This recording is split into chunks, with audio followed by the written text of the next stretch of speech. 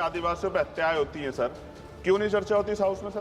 तरुण की हत्या कर दी सर दिल्ली में। आप मेरा सर दिक्कत ये है, हम लोग आदरणीय होम मिनिस्टर बैठे उनसे आग्रह किया कि सर आप चैम्बर में चले जाओ थोड़ी देर, कम से कम हम लोग बोल लेंगे अपने लोगों के विषय के बारे में, क्योंकि जब से वो बैठे हैं जिस तरह के इनसिक्योर आप हो रहे हैं वो तो किसी छिपावा नहीं है, बिल्कुल नहीं छिपावा। मैं तो आग्रह करूंगा आदरणीय गृह मंत्री जी थोड़ी देर बैठ जाए सर। अगर ज्यादा SC/ST OBC के बच्चों के हक सर 30 सेकंड भी दे रहे आप सर, खत्म कर रहा हूँ, आप मुझे बोलने दो सर, बोलने दीजिए ना आप। विधायक का मैं धन्यवाद। Honorable Speaker, Birla ji is very kind enough to you. He has given you opportunity. बोलो सर, बोलो सर, प्लीज। धन्यवाद सर। चंद्रशेखर जी, आपने मुझे अविश्वास प्रस्ताव पे मेरी बात रखने का मौका दिया है सर, मैं धन्यवाद फूले, साहू, अंबेडकर, काशीराम साहब, BP मंडल साहब, उन तमाम महापुरुषों को जिन्होंने संघर्ष किया, जिनकी वजह से संवैधानिक व्यवस्था आई, और भारतीय संविधान को भी धन्यवाद दूंगा उसके प्रोसीजर को सर, उसकी वजह से आज हम लोग यहाँ हैं। माननीय बाबा साहब अम्बेडकर ने कहा था कि स्पीकर के कर्तव्यों के बारे में कि स्पीकर को निष्पक्ष और स्वतंत्र होना चाहिए, उसे सदन के नियमों और प्रक्रियाओं का पालन करना चाहिए और सभी सदस्यों के साथ समान व्यवहार करना चाहिए। उन्होंने यह भी कहा कि स्पीकर को सदन की कार्रवाई को सुचारू रूप से चलाने के लिए आवश्यक कदम उठाने चाहिए, उसे सदन के सदस्यों को अपने विचार व्यक्त करने का अवसर देना चाहिए और सदन की गरिमा बनाए रखना चाहिए। बाबा साहब ने स्पीकर की भूमिका को बहुत महत्वपूर्ण माना और कहा कि वो सदन के संरक्षक है। कभी सर इधर से अव्यवस्था होती है, कभी इधर ये वाले नहीं चाहते सत्ता पक्ष वाले, और हाउस डिजोल्व हो जाता है सर। और हम जहां से चुन के आते हैं सर, वो लोग उम्मीद करके बैठते हैं कि इस आदमी को वोट दिया, ये जाके हमारे विषय को उठाएगा, और हम ठगे से होकर चले जाते हैं सर। यहाँ से कितने ऐसे रूलिंग है सर, चाहे वो शॉर्ट नोटिस हो, चाहे हाफ और टाइम हो सर, एडजमेंट मोशन हो सर, आज तक नहीं देखा हमने। कॉलिंग अटेंशन पे अभी तक वो नहीं हुई। 193, 184 सर, इतने हमने दिए, कहीं गायब हो गए, पता ही नहीं चला सर। ईरान पे चर्चा होनी चाहिए थी सर, हल्ला मचा, क्यों सर? क्योंकि गैस के दाम बढ़ रहे हैं और ऑयल की भी दिक्कत सर देश में पैदा हो रही है। जो बिल आते हैं सर, हम उस पर इसलिए बोलना चाहते हैं, हम ये कोई ऐसा नहीं सर कि हमें कोई बहुत जरूरत है गिड़गिड़ाने की कि हमें बोलने का मौका दीजिए, क्योंकि जब इन बिलों को रिसर्च होगी आने वाली पीढ़ियां करेंगी तो हमारा पक्ष क्या था, हमारी आइडियोलॉजिकल हम कहां खड़े थे, ये देश जानेगा, आने वाली पीढ़ियां जानेगी, इसलिए हम बिल पे बोलना चाहते हैं, अपना पक्ष रखना चाहते हैं। सर 2.5 साल हो गए मुझे यहाँ SC/ST पे जो अत्याचार है, NCRB का डाटा उठा के देखो सर, अभी 1.5 साल हुए। 1.5 हुए सर, अच्छा हुआ सर आप जोड़ रहे हैं सर, अच्छी बात है। 1.5 हुआ सर, इसलिए जोड़ रहे हैं, डिप्टी स्पीकर बनना है उनको। चलिए सर, जो भी मैं कह रहा हूं सर, NCRB का डेटा जो कहता है सर, लाखों बच्चों पे, दलितों पे, पिछड़ों पे, आदिवासियों पे हत्याएं होती हैं सर, क्यों नहीं चर्चा होती इस हाउस में सर? क्या उनकी माओ का दर्द नहीं होता पैदा करते? क्या दलित, पिछड़े, आदिवासी सर इंसान नहीं है सर? सर जयसलाल सरोज को सर जला के मार दिया, कफ्ताड़ की माँ बेटी को सर अन्याय, और तरुण की हत्या कर दी सर दिल्ली में।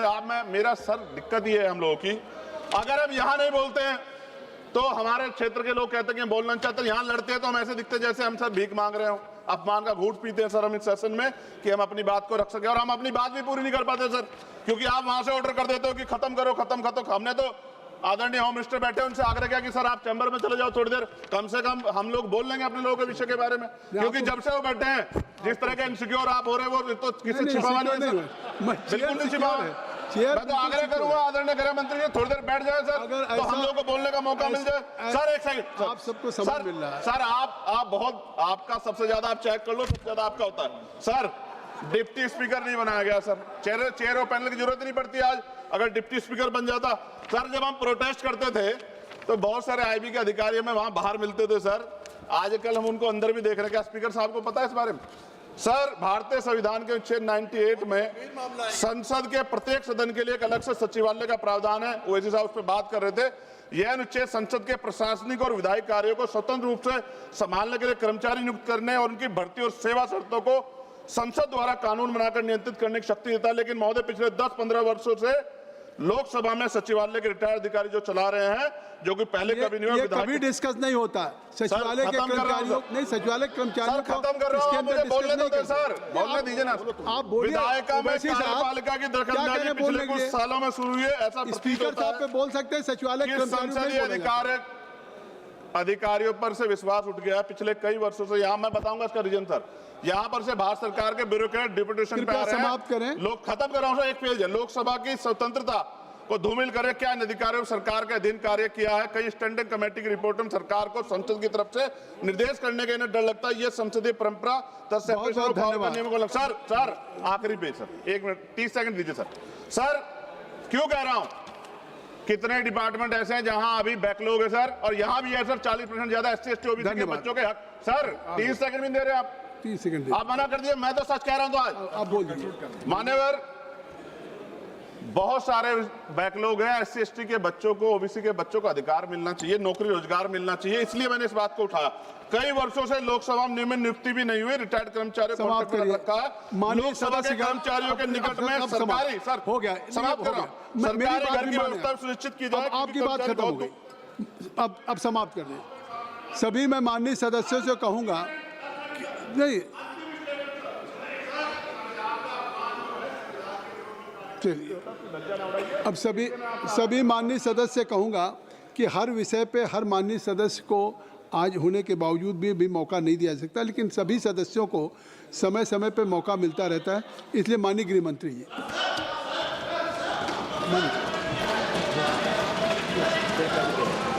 फिर बुलवाएंगे। अरे ठीक है, चलो अब मान लो माननीय सभापति महोदय, आज इस महान सदन में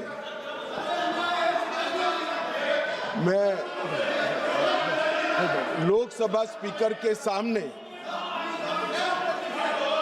जो अविश्वास प्रस्ताव आया है, इस पर मेरे विचार व्यक्त करने के लिए खड़ा हुआ हूं। मान्यवर, एक प्रकार से ये जो घटना है वो कोई सामान्य घटना नहीं है। करीब करीब 4 दशक के बाद एक बार फिर से लोकसभा अध्यक्ष के सामने अविश्वास प्रस्ताव आया है। और एक प्रकार से मैं ये भी कहना चाहता हूं कि संसदीय राजनीति और ये सदन दोनों के लिए ये अफसोस